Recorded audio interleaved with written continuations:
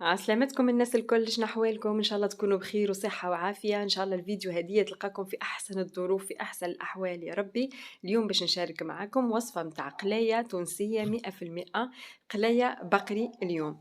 الوغ بالنسبه للمكونات اللي باش نسحقهم ما همش برشا، وبالنسبه حتى للوصفه راهي فيسع ما تحضر، ما تستحقش برشا وقت. معناتها تنجم تركبها في اخر ساعة وتحضر بإذن الله على الفطور وإلا على العشاء.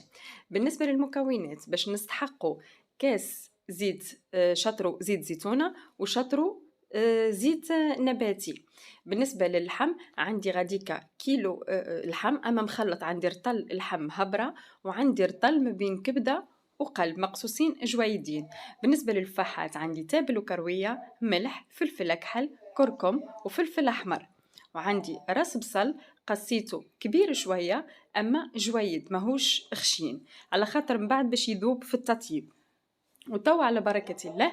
بالنسبة لطريقة التحضير باش ناخو كوكوت، تنجموا تعملوها حتى في طنجرة. انا هوني خديت كوكوت صغيره الخاطر ما عادش عليا بكري، حطيت فيها كاس الزيت هذاك، زدت عليه راس البصل، وباش نزيد عليه الطريفات هذوكم متاع اللحم، وباش نزيد فوق منهم الفاحات كاملين. هذايا علاش قلت لكم الوصفه هذه لا تستحق انك تقعد تقلي فيها، لا تستحق تقعد واقفه عليها ولا حتى شيء.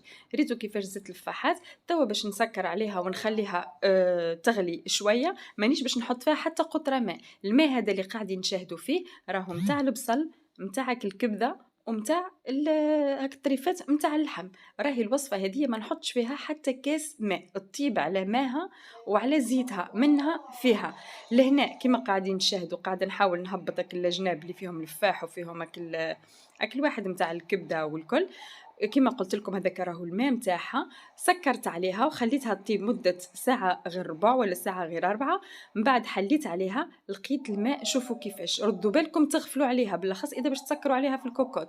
والنار راهي تمشي متوسطة، لا هي تمشي بشوية ولا هي بالقوي.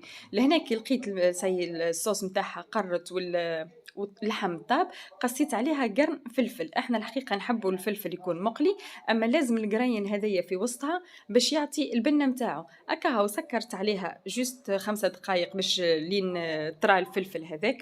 هكا وهوني كما قاعدين تشاهدوا حطيتها في الطبق متاع التقديم، وقصيت عليها راس بصل، شطر راس بصل جويد على الاخر، ورشيتها برشه معدنوس. نتمنى الوصفه هذه تكون عجبتكم.